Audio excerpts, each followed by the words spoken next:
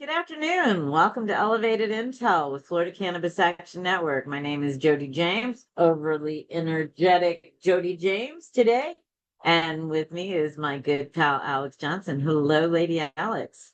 Hello, how are you doing this Friday afternoon? Well, I am back in my home. So no more of that. So that's good.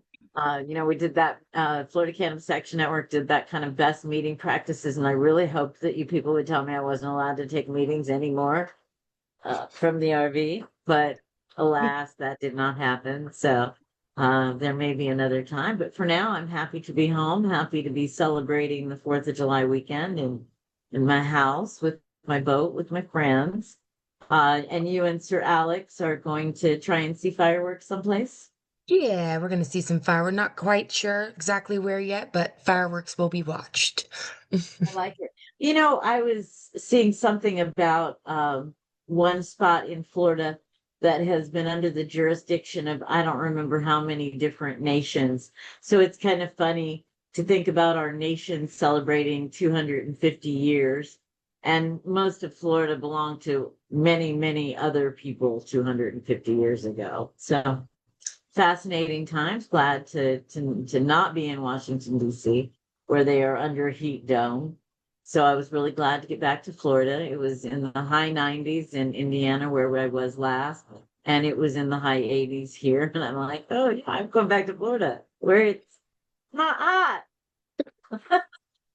Not what people think. Definitely glad to be home where my medicine is legal and there is a store, right? With easy to reach. You might have saw Steve and I talked about Michigan. That was a little overwhelming, trying to figure out what to buy in Michigan. And I'm not a big milligram person.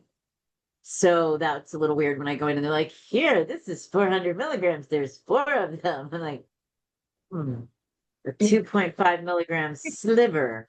Yeah, I'm not feeling it. So glad to be home with my little market for what it is. It is comfortable and it is home. But Yes, cannabis is in the news everywhere. Are you following anything in particular? it is. I've been following lots of things that, I think we've had some meetings about all of the different things there are to follow. Um, but I did find a very interesting study that I'm excited to talk about.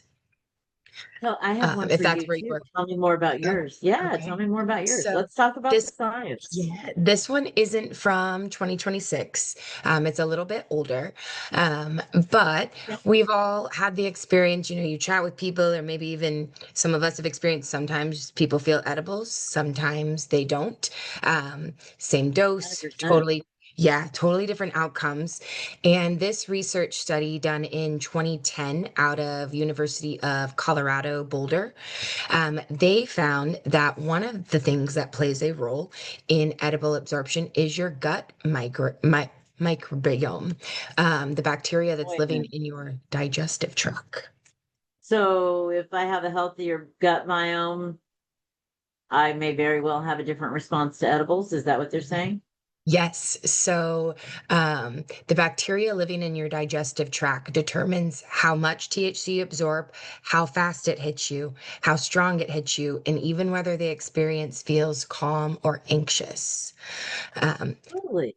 Yeah, no, this one was very interesting. So, some good bacterias, like I'm gonna butcher these sayings, I'm sure. Lactobacillus, which is a good bacteria found in fermented foods like um kefir, sauerkraut, sourdough bread. And these were linked to a smoother onset, less anxiety, a more stable mood, and better THC absorption. Um, Same with the bifidobacterium, which is also found in like kefir, yogurt, Good things job. like that. And it tends That I don't to eat. be right, lower inflammation, calmer cannabis experience, and fewer racing thoughts. It actually plays a role in your body's bliss molecule as well. So very interesting. And then some not so great are pro-inflammatory bacterias, ones that show up with high stress, low fiber diets, high sugar intake, chronic inflammation. They're linked to faster THC spikes, more intense psychoactive effects, a higher likelihood of anxiety or paranoia, and unpredictable experiences. So sometimes people are like, sometimes it hits me in 30 minutes, sometimes it's 3 hours, sometimes it's, it all hits at once. This could be due to their gut microbiome and their liver enzymes. So there's some microbes that affect the way the liver enzymes break down THC. And if you have microbes that push your liver to metabolize THC faster, you may feel nothing from the edibles versus someone who metabolizes it slower is going to have stronger, longer lasting effects. Fascinating. And I do tend to stay away from edibles. They seem to be unpredictable to me. So that's part of the reason. I also worry about manufacturing processes and how it was. I mean, I worry about the whole thing. But that is because, I'm not a yogurt person. I don't take a prebiotic or probiotic every day or even on the regular. So that's fascinating. And we're learning more and more about how kind of the gut is really the engine for the whole body. So should not be surprising that it is going to have an amazing impact. I pulled up a study just wanted to do a little bit of research in it. And John Hopkins has something that is recent. Let me pull up my citation. This John Hopkins study in the Journal of Medical Economics was published, and they have actually done something on, they called it the societal burden of opiate epidemic over the next 15 years, and the potential impact of effective non-opiate treatments for pain. And I like it because Florida Cannabis Action Network has actually been talking about alternatives for opiates. We have opiate settlement money in Florida that's being used, and how can we leverage some of the opiate discussion? John Hopkins found that there was a 65% reduction in opiate medicine in the patients that they were covering who were using opiates in the first 90 days. So I think, it's totally amazing. So how we leverage this information so that we can make sure that more people are getting it. That's part of the reason why we talk about these things here on Elevated Intel. We don't want to keep this information to ourselves. We want to make sure that other people are finding it, sharing it with their friends. We all know someone who has had an issue with opiates. We all do. 100%. And so, I would like to challenge you, Lady Alex, to find out if there are any studies on how good eating cannabis is for my gut bacteria. Because my guess is that if I were eating cannabis on the regular, it's a fibrous green, right? If I were eating it on the regular, then ultimately the other parts of it would be differently affected. It's an amazing time that we are spending. You have been very busy. One of the organizations that we partner with is C-Lab. Those of you, Jen Macris was one of our co-hosts in some of the earlier episodes. Jen is the current president of C-Lab. They were talking about encouraging their members to join the Chamber of Commerce. And so I'm like, I wonder if they ever heard that. That is something you and I discussed a year ago, maybe. How long have you been part of your chamber now? With this business I currently have is not quite a year old. So that one we joined in September, but we've been going to the chamber events now probably for about a year and a half, 2 years. Okay. Yeah. So you went, did you join as a different business first, or did you just attend chamber events? I just was attending at first. So Alex was going for his job at first and he invited me. and I was going for my other business at first and decided to join once I opened the current business. But we do networking events. So our chamber is absolutely amazing. They do networking events all throughout the week and the month, and so you're able to attend some without being a member. Some you have to be a member. So You froze up there. You do have oh no, working not. I apologize. I missed that. It's glitching. Do you seem froze up? So either you're froze up or I'm froze up. Think it's a mix of both of us. I was catching half of Okay. what you said. I apologize. Oh, now it is saying my internet connection is unstable. So let's see if I can get something going here that might make it a little.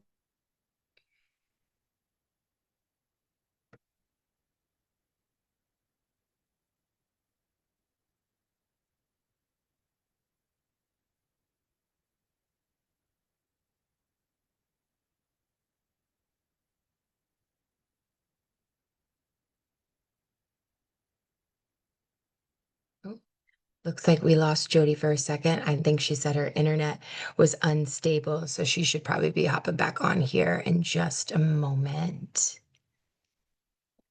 I know she was asking me about the chamber, so I'm just gonna kind of share some of the, like I said, our chamber here in Clay County has been absolutely amazing. They offer some networking events for members, some members, non-members, but the business community, I would say here in our area is really good, and the chamber's been very supportive. That's awesome. You know, as a Clay resident, I've never been to a chamber event, but I see you picturing them all the time on Facebook, and it's really cool. I'm glad that stuff like that's happening in our community. Yes, and they're Well, cannabis friendly. That is awesome. and that's really what I wanted to talk about. Thanks for hopping in there, Steve, and saving the Absolutely. day. Alex saved the day. I just got on camera. It's a team effort, all of Nice. us. And we are Florida Cannabis Action Network. So the chamber has been a value to your business because you're meeting new people who are outside the scope. Are they asking you questions about cannabis? Yes, we get asked questions, the everyday questions you expect having the clinic. But then as soon as they find out that I'm a member of FLCAN as well, then there's more, all the questions they want to ask that they may not be able to ask other places. So that's my favorite part is as soon as the biggest one everyone asks is everyone is joking. They're like free samples. No, we don't have any of those. No, but if we elect the right lawmakers, we could. That's what I always Hey, I say. wish we could have some free samples. Did you know that in Right? Michigan, you can share up to an ounce with anyone over the age of 21 per day, and it's legal? That's amazing if you ask me. I wish I could do that. Could you imagine, hey, bro, I got a flat tire. Can you come help me change it? I'll give you an ounce of pot. Man, I'll be there in a 100%. second. Well, I'll bet I'd get more volunteers at the Florida Can office too. If we could be like, hey, volunteer for the day and we'll send you home with an 8. Right? I wish. Why not? Why Right. not? I can Right? give you tomatoes from my garden. Why can't 100%. I give you this herb from my garden? Well, I don't. 100%. Okay, disclaimer, I do not have this herb in my garden. That would be illegal in Florida. Thank you, free state of Florida. We do have that I mean, conversation. but I can't tell you how many times we've moved and we've been like, hey, if you help us move, we'll give you tacos and beer. And that's okay. So Yeah, Tacos and exactly. beer. Wow, I Why not? have a Jeep. Let me know. I'm up for tacos. Not a big beer drinker, but I am always up for tacos. not moving Uh, anytime soon. Yay. And that really is the good news. I do want to encourage people to get involved with their local chamber of commerce. I was really glad to see C-Lab talking to these businesses about it. Florida Cannabis Action Network attempted to join the Melbourne Chamber of Commerce in 2012. They denied our membership. This was 15 years ago nearly, but they did deny our membership. It suggested that we go to Cocoa Beach and become part of the Cocoa Beach Chamber of Commerce because they were really the fun chamber. So we did. So we haven't been chamber members in 5 years or something. We don't have somebody who's actively participating as Florida Cannabis Action Network. But we found it to be really important. They loved Florida Cannabis Action Network coming to the table, buying ourselves lunch, and talking for 10 minutes once a month or something at a different networking group about what's happening in cannabis policy.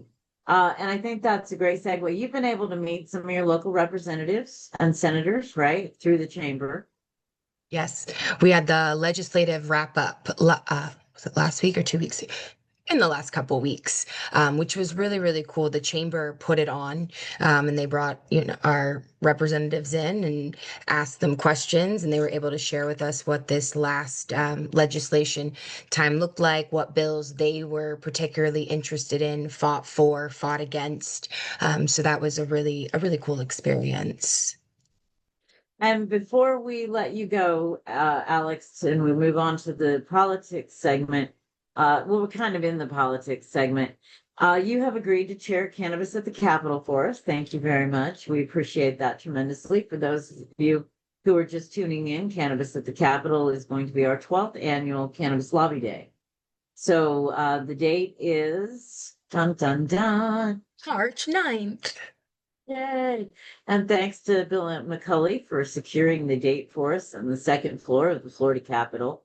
So that is our Cannabis at the Capitol Day, March 9th. We have a theme. It is Prohibition to Progress. I love that. Yeah, me too. I like it a lot. We're doing a little bit of a contest right now over the next couple weeks. If you would like to submit some artwork, if you think that you have a theme, or if you have a vision of how you can put from prohibition to progress into a visual, you can submit it to communications@flcan.org or tag us here on Facebook, tag us on Instagram, tag us on LinkedIn, tag us on where the heck else are we? Twitter. Let us know that you have something that you would like to submit, and we will be thinking over the next couple of days of something special we can do just for you. So we're going to need art that is applicable to posters, art that is applicable to social media, banner and t-shirt. So put your artistic, creative thinking caps on and let us know what you think when you hear from Prohibition to Progress. Do we want that they're emailing us their artwork or they're posting it on social media and tagging us? I want to make sure I understood that. Yes. Whatever works for you as an artist, right? Perfect. I was making something. I'm in the back of the RV. I'm doing like this. And I'm trying to create something for our newsletter, a little graphic for our newsletter on our creative content and a little blurb about, and I said to my husband, I said, I am no artist. He said, well, why not? He said, well, I said, because a real artist would not be in the back of an RV like this, trying to create art. The new Just form. wouldn't happen. Yeah. No, I do tend to be more art of the spoken word, but I appreciate people who are visuals and who are fabulous artists, and we would certainly be grateful if you would volunteer your artistic talent to help Florida Cannabis Action Network. We're actually going to need lots of help from our members as we move towards Cannabis at the Capitol. This is a great opportunity to volunteer. There'll be numerous committees being formed, so you don't have to feel like you do it all. The date is, of course, March 9th, and we're going to be creating some activities around that. I really, really want a 20s flapper, a speakeasy experience, but that's just me, and I get one vote. So, but she likes it too. So you better show up if you don't like it, because 2 votes, that might very well carry it at the end of the day. Decisions are made by those who show up. We are also going to be inviting folks to come in again for committee weeks. So if you are already a member, watch your email for things that are happening at the regional levels. Folks communicate pretty well there regionally. We're trying to do a better job. We are going to be actively looking for some new regional chairs So if you have been following Florida Cannabis Action Network for a while, you're not already a member, but you'd like to be more actively involved, please get engaged as a region chair. We're going to be looking for those region chairs to take on the mantle of doing some really important stuff for us. And then we'll be moving our regions to Tallahassee so that we can have kind of that regional experience. We'll talk to you more about that. You are doing a fabulous job in the Northeast. Appreciate But you that. said there was going to be some high society events happening that people should get on their calendar. Yes. Tell me more. So we've got our regular High Society next Tuesday, first Tuesday of the month at Carver. And then next Friday is our second cannabis holiday of the year. We've got 7/10 Dab Day. Oh yeah, Dab Day. Yep. It's that Oh, in oil. Jacksonville. Yep. So we are doing we're having a dab class taught by a guest educator from our high society group. She's going to be teaching people the benefits for dabs, how to do it, the different heats that terpenes burn. Her class is amazing. So I'm very, very excited that we'll have that at Nice. Kava and Co. We'll have some raffles. It should be a good time. So What time does that start on Friday? Oh, on that's Friday, not today, that's next Friday. next Friday, it'll be 6 is the meeting time. Class will start at 6:15 and the event runs till about 9. And then there'll be there should be some live music after the event. Costs for the class or It is free to attend. wow. We So were, be sure yeah, to make a generous donation if you attend. That sounds like great information. And if yeah, if you haven't seen someone do it, there are an awful lot of products in the medical and non-medical space that can be used with one of these heat vaporized rigs. And so dab is a slang. I don't know if there's a better word for it, but Steve, you want to talk about dabs? I'm going to embarrass myself here, but it's okay because I know what I experienced, and I know that there are others out there who are like me, who spent a lifetime not touching pot because of careers, and then make a change and try to smoke, and you hear this term dab, and you're like, what's that? And you try to do it on your own without any kind of information, and you burn a dab that's too hot and it burns your throat and it sucks. I did a lot more research after that and I figured it out. And then luckily I drove down south to my high school friends and they taught me. Thank God, let me tell you, because I had no Yeah. idea what I was doing. When they said dab, I was like, what? Dab? Huh? I just And didn't get it. I have only ever done one dab one time. It was in Tallahassee. Some college students were teaching me the ropes. I did a great big old dab. My third eye was opened, and I'm like, well, what more was there to this, right? It's open. I swear it's open now. It's open. So that was my dabbing experience right there. One and done. So I figured that was probably good for me. I'm a flower girl. So little flower I get power. on kicks. Yeah, I get on dab kicks. Only problem is they shoot those kicks get my tolerance level up, and then we gotta. That is a downside, especially with Florida charging $55 a gram for the quality stuff. Now I know Planet 13 does a little cheaper. There's other places that are cheaper. Cookies is $30 a gram. But up in Michigan, you can get 15 grams for $100. What? What? Get Steve. out of here. Well, and you know how we get from here to there. And Hector, if you're with us, this is a great time to bring on Hector Roos and talk about the politics of pot.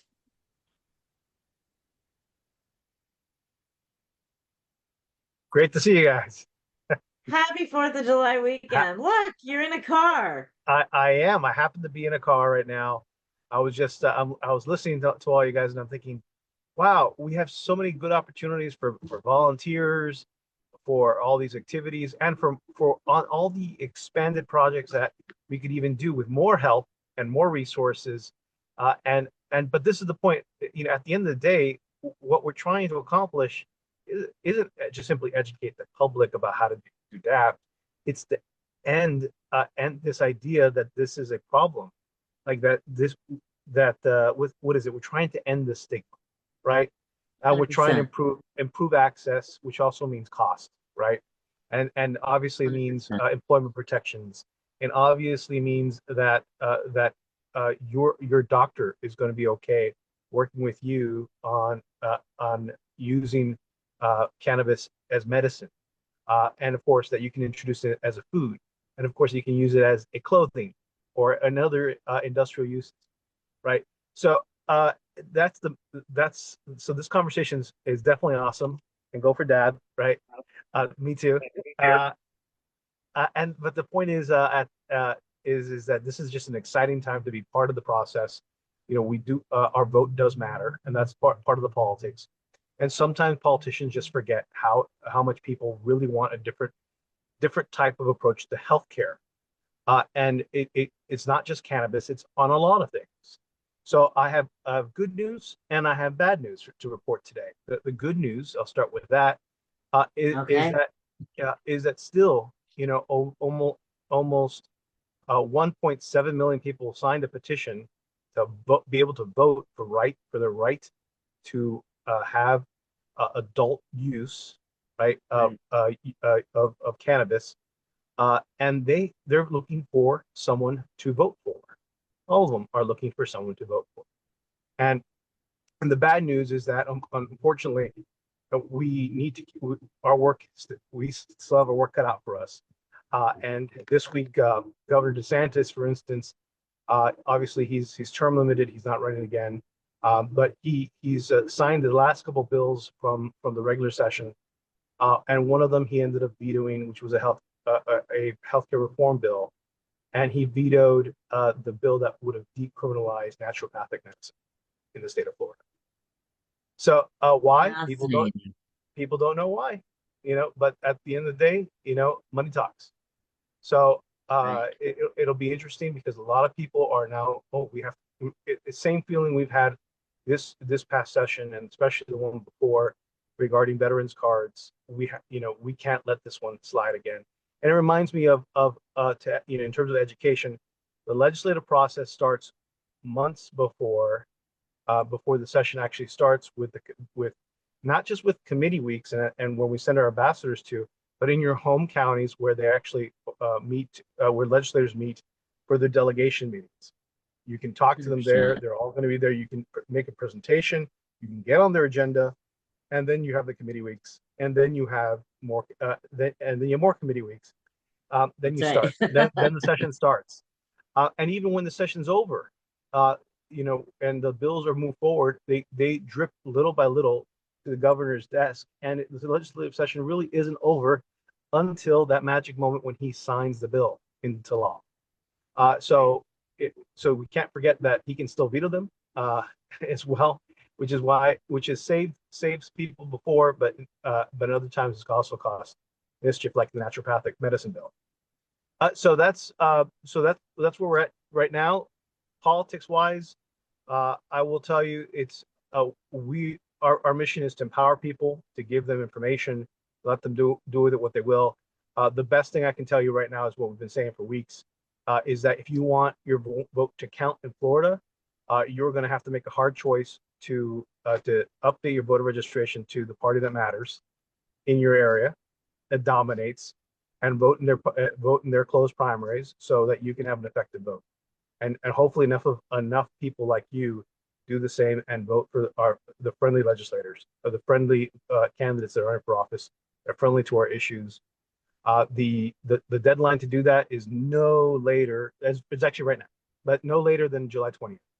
Right. But you should do it right now. Okay. Register to vote Florida.gov is the website. Register to vote Florida.gov. The closed primaries in the state of Florida. If I might, Hector, check your voter registration too. There have been some shenanigans in the last year, merging voter rolls.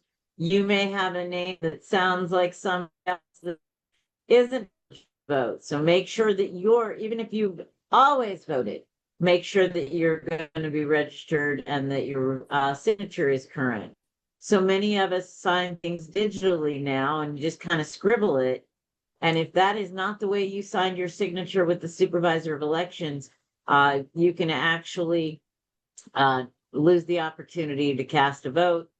Someone may not be able, you may not be able to sign a petition that gets counted validly because your signature doesn't count.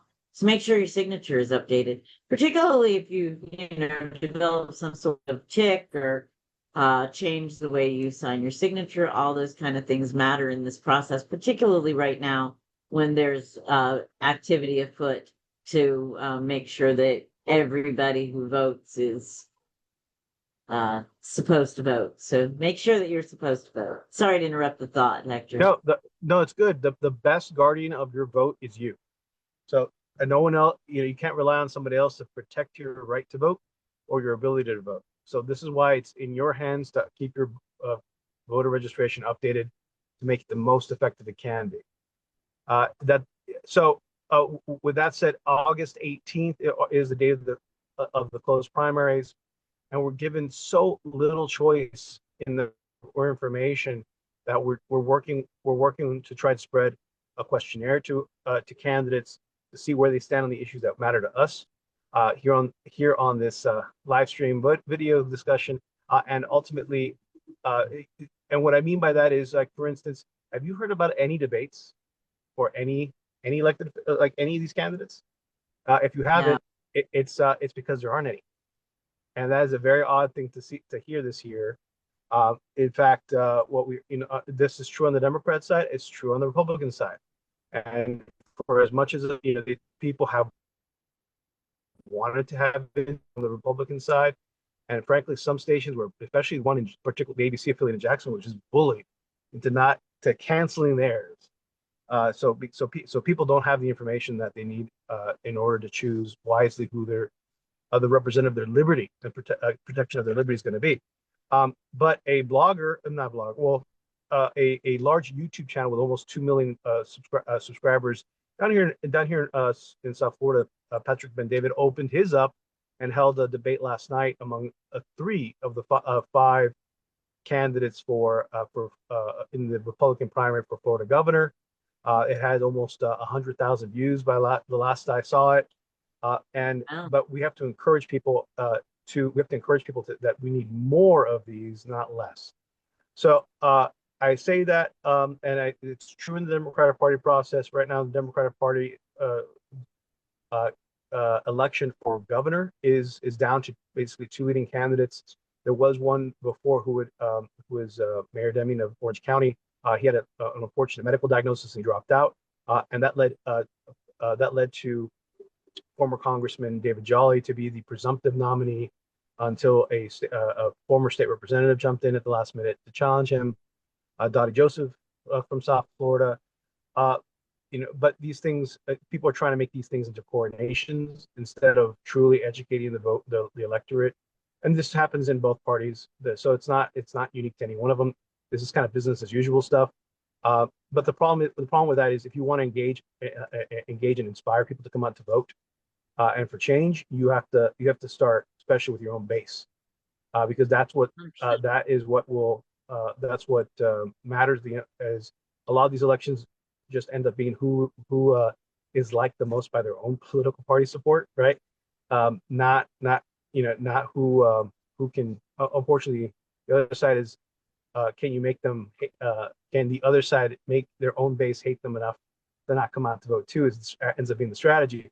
But the way to inoculate against that is give them information about what you stand for and why they should commit to you, regardless about what, and not allow the opposition to define you to your own base. Doesn't that make sense? So, it does to me. I do want to, for folks who are listening, we talked several episodes again about the Republicans. We have Donaldson. We have the sitting lieutenant governor, and his last name escapes me right now. Collins. And then have Collins, and then Fishback. Fishback. Fishback, Congressman Brian Donalds of Naples, Lieutenant Governor Collins, his first name escaped me for a moment, Jay Collins, Yeah, Jay Collins, right? Actually, before Fishback, former state House Speaker of the House, Paul Renner, Oh, that's right, Renner. and Fishback and James Fishback, businessman James Fishback, from originally grew up here in South Florida and now lives in the Panhandle somewhere. But okay, well there you go. Steve saying that he lives in his home is in Clay County, so Oh, North okay. Florida, just not the Panhandle. Okay, I stand correct. Panhandle. But right, so it is interesting what's happening over there, because there's been an attempt to, because President Trump endorsed Brian Donalds to try and make him the heir or the presumptive nominee, this kind of language, and so when that happens, they shun and not do any debates, because why would they need to, right? But that's a horrible thing to say to voters that you're also asking to remember you in November. So none of them particularly stand out as being good on cannabis. I think the MMTCs tend to be kind of hoping that Byron Donaldson will be their guy. What Byron said was, well, he doesn't think we should have any more marijuana than what we have right now. So that certainly doesn't sound like an expansive, create a better program for more people, get more people off opiates using cannabis kind of approach. I'm not a fan. David Jolly, he said, well, 60-something% or 50-something% voted for it. So yeah, I guess I'd legalize marijuana. Again, not a resounding endorsement. But for our listeners, Dottie Joseph has introduced bills for Florida Cannabis Action Network before. She is someone that we consider a trusted ally. And certainly, if I were voting in the Democratic primary in Florida, I would give Dottie Joseph my vote. She is the only one of the 5 people that we just named that has actually been out front doing anything up to this point on cannabis policy. So you make your own choices. We give you information. News for Hector, FL Decides is being updated right now with the candidates list. And we're actually going to be expanding our influence through fldecides.org to include congressional candidates. So you'll have the congressional information, you'll have the cabinet information, and we'll have the names of all of the candidates who are qualified. And that'll all be Absolutely. up. And as we get information from your candidates, we will be sure to get the information on FL Decides. And it's really important because, we've been trying to expand our mission scope to also talk to the federal government, because cannabis regulation is happening, or deregulation really is happening at such a faster pace at the national level than it is, and even international level, than at the state level itself. So Florida is very slow on the pickup, but the national, and even now, right there, every week for the last 3 weeks or 2 weeks that we've been seeing, and some more weeks to come, we've been seeing the hearings for the rescheduling of cannabis in DC. Where that goes, hopefully it goes in a better direction than we expect. But that means we can't leave it up to chance. It's hard to get information on the federal rescheduling. I did a kind of a deep dive today to find out if I could learn anything about what was happening at the hearings in Arlington this week at the DEA administrative hearings. The DEA has spoke, HHS has spoke, several of the agencies spoke this week. Pardon, but we're really not even getting transcripts out. I know that several media outlets have sued to get access to live streams and to be able to put cameras in the courtroom. And so far, they are still being denied access. So we'll continue to bring you up to speed as quickly as we can. We reported a couple weeks ago on Virginia. That particular piece of legislation had been going back and forth. And I think this speaks to what Hector said in the beginning of this segment about how really this goes on right until the very, very end. The governor vetoed the adult recreational bill in Virginia. It had gone through both chambers and was vetoed. She had made some recommendations. The legislature chose not to enact the recommendations. The governor vetoed the bill, and it was added into the budget. And so recreational sales will begin in Virginia July 1st, 2027. So it's not over until it's over. And even after we think it's over, which is what we learned last year with our veterans bill, there are still opportunities to make hay. So we're going to continue to keep you apprised of what's happening. One of the things that we are watching for our members is what's happening with the ban on the hemp as we get closer to November. There is legislation that has been introduced that would postpone that for 2 years. That is HR 7010, but it's not on their agenda. So it's been assigned to the Ag Committee and has not been agended yet. So we'll see. Congress is in recess for July 4th, and we expect that they'll get back to work. Of course, they take a recess in August. So there'll be a couple more weeks in July. There'll be an August research. An August recess. And then they'll be back in September, hopefully, to get some of this work done. Anything else you're following on the side of politics, Hector?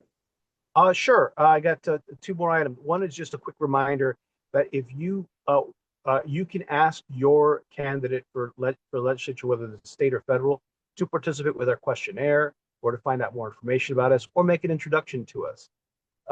It is in your hands, and we can give you the tools to definitely make this happen. And yeah, sorry if I look a little weird because I'm in the car, but I'm very excited to still be here with you. This is July 4th weekend, and I would be remiss if I didn't say that we do act, even with all the problems and the politics issues that we're facing. We still live in one of the greatest countries that respects, that or at least aspires to respect the rule of law, personal consent, and really values opportunities for everybody. So with that said, one of the pieces of political news that I was expressing was the law of unintended consequences with regards to new legislation. So one of the new pieces of legislation that HB 991, which passed in the regular session this year, modified the candidate oath requirements for running for office, and added a pre-election enforcement mechanism. Lets candidates or political parties go to court to challenge the qualifications for people to run for office if they think they don't meet the standard qualifications. Otherwise, you kind of have to wait for weeks. You may get court to agree to make things go faster, expedite it, or generally they required you before to actually wait till the election was over. If that person actually won the election, then you can challenge the qualifications. But this new law was passed that hopes to try and clean this up. One of the problems that they were facing was that people would recruit candidates that really weren't members of the political party, or were just writing in there that they could run. And this is particularly for primaries and general elections, that they would just run under a political party banner, not have the right voter registration, not have any relationship with the political party, and just kind of be there to muck up the works, right? To distract or make people spend money in primary contests. And so a real problem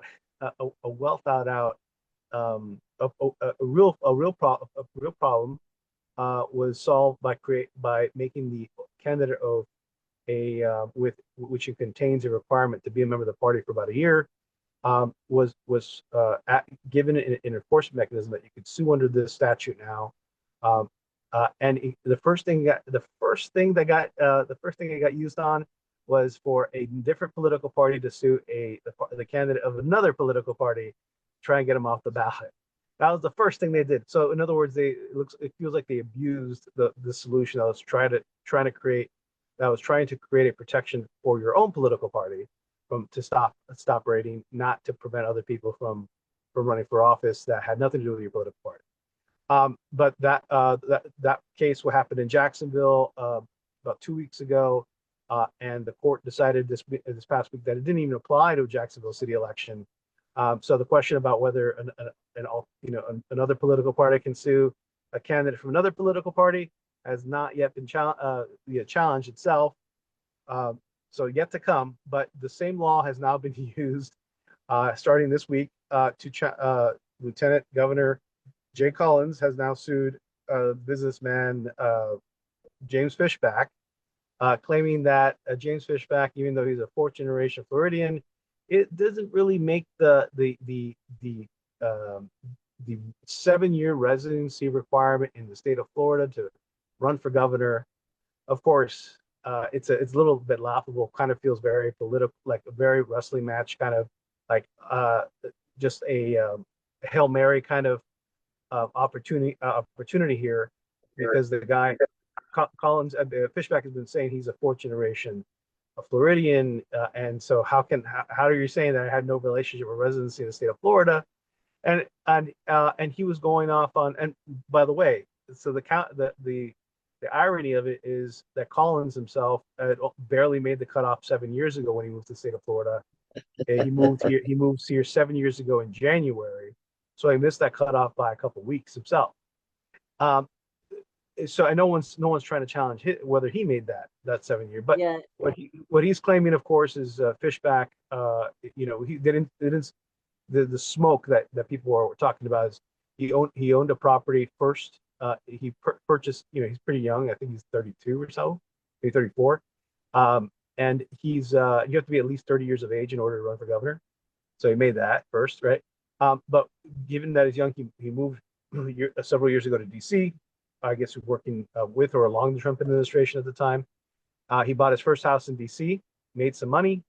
A year later, bought another house in Florida, and these are like his first real estate purchases. So in DC, he had homestead exemption up there. And apparently people think that because you say that this is going to be my primary residence, that's going to count against him in the Florida as for a residency. The long story short is that the Collins lawsuit also says, but DC also doesn't recognize him as a resident either, because they're also asking for all for the back taxes of, it took off his homestead exemption and they're charging him the difference now, and they say, well, you're not really a DC resident either. You shouldn't have gotten this in the first place. Give us all this money. And so where is he the resident of? And now the whole thing becomes a circus. So unintended consequences of these laws. Two second-rate candidates trying to make the news. That's what I'm hearing. It's wrestling. It's pro wrestling. That's about yeah, all fake. And well, thank you very much, Hector, for letting us know what was happening in the political space. Again, FLDecides.org is where we're going to be categorizing and cataloging all of our legislators for the House and Senate and U.S. Congress, as well as for our cabinet races. Our friends at Suncoast Normal are doing a fabulous job on Sundays with the rotation, getting some of these candidates into the rotation. So don't take our word for it that they're pro-cannabis. Listen to what they have to say about the issue for themselves. Thanks a lot, Hector. Have a great 4th of July. We'll see you next week. You guys too. Take care. Bye, Hector. Hey, Hector, I owe you an apology. I am sorry for tripping you up and making you laugh during your segment there. For those that, can't see the chat, which is pretty much everybody but us, right? I don't even know.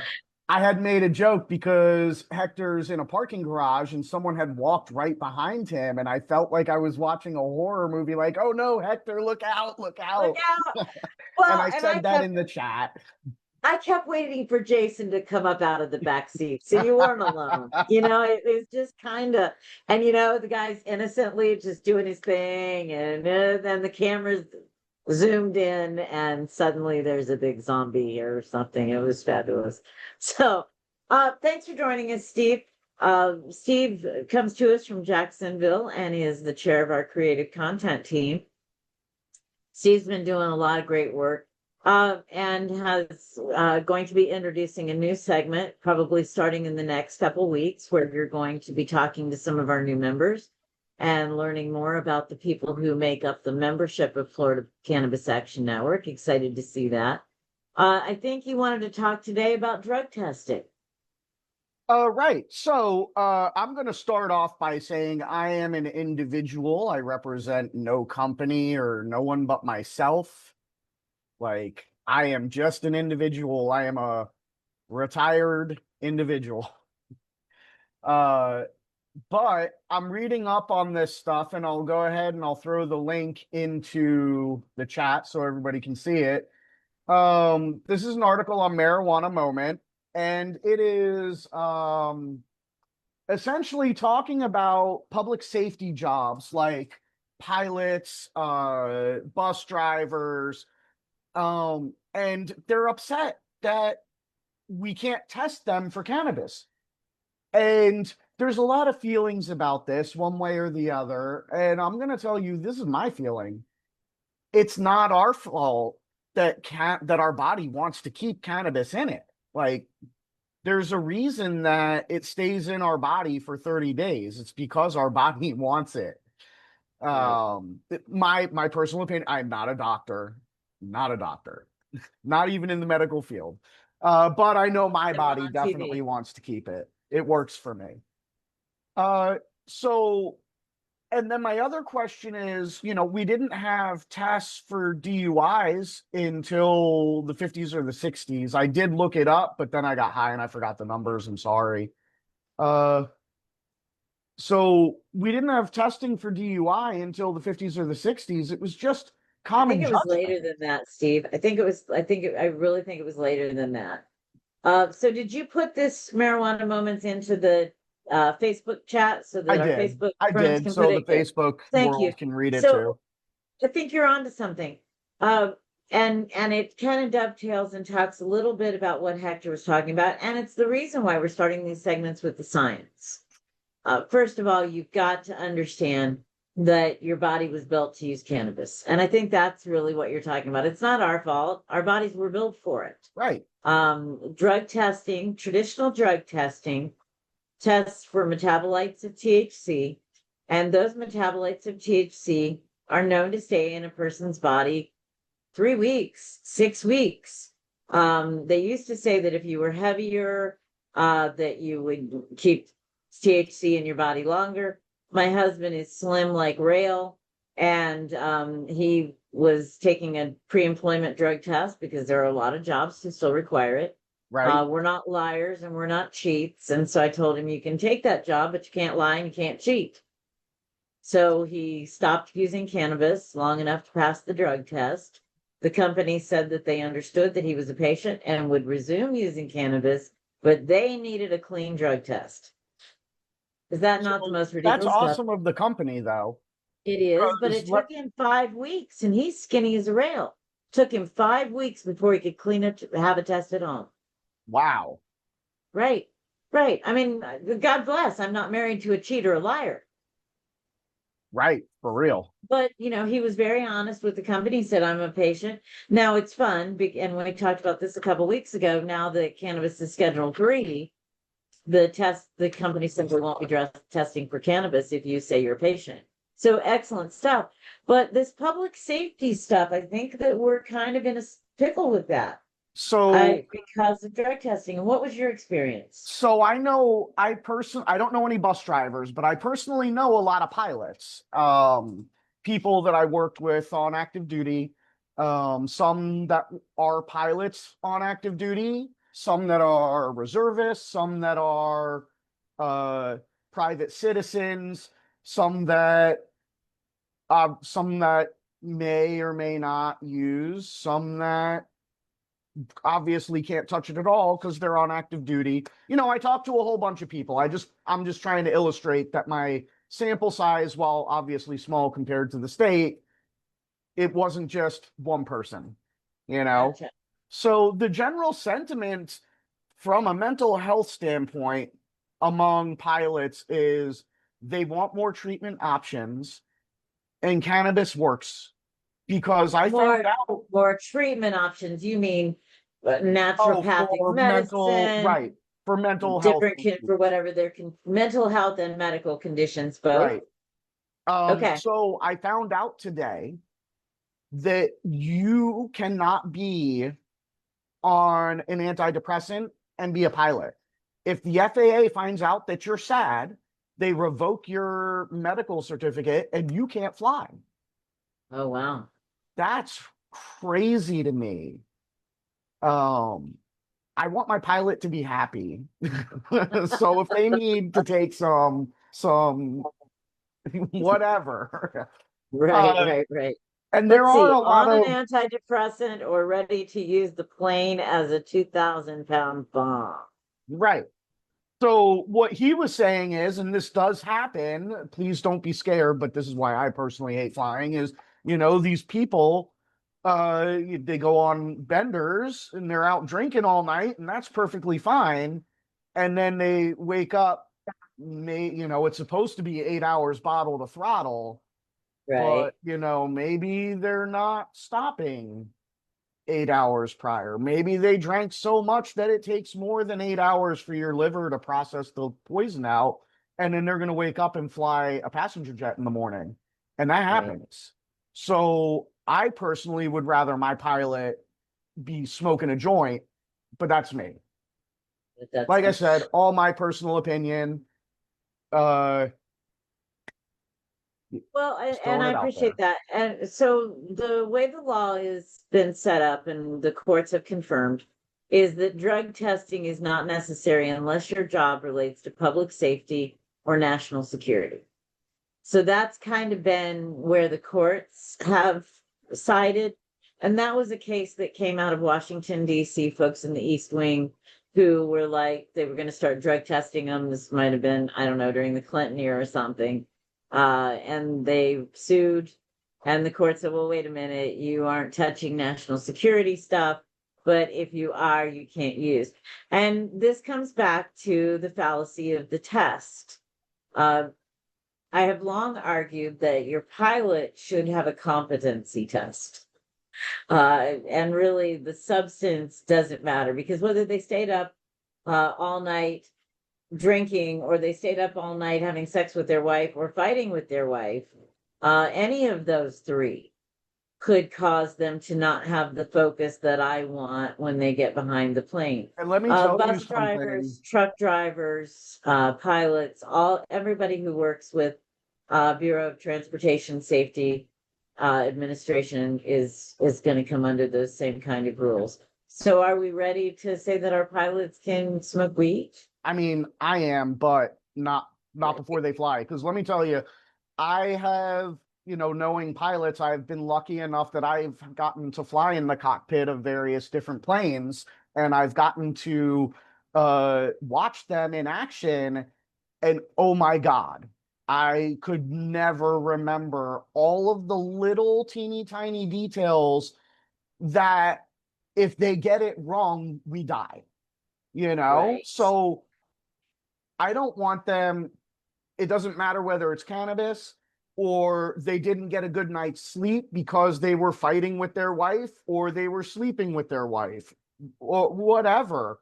They were just up all night watching TV and didn't get any sleep. I want my pilot alert, because truly the amount of stuff that they have to know is just mind-boggling. I take my hat off to every pilot out there.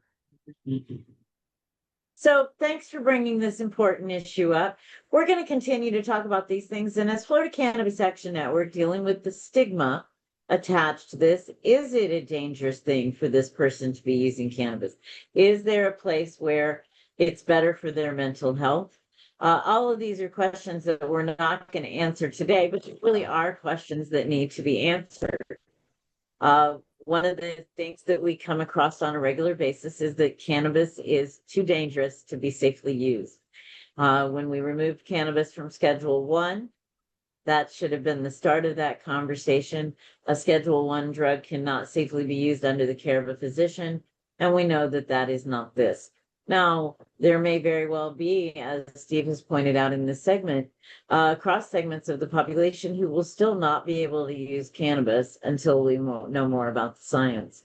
So I think we're going to go ahead and wrap up for today. Thank you very much, Steve Thaw. Absolutely. Steve, you have a hashtag. Did you put that hashtag in for people who would like to submit their ideas of a visual representation of from prohibition to progress? It is in the chat. Outstanding. So thank you all very much. We are Florida Cannabis Action Network. It is July 3rd, 2026, and that means tomorrow the nation is 250 years old. Florida Cannabis Ooh, Action happy Network birthday. is 28 years old, and we're going to be back with you next week for another episode of Elevated Intel. Celebrate 710 safely, and we will see you next week. Thanks for being part of the Cannabis Action Network. If you saw something that you enjoyed, please like it, share it, and continue to pop back in and watch next week. We'll see you at 4.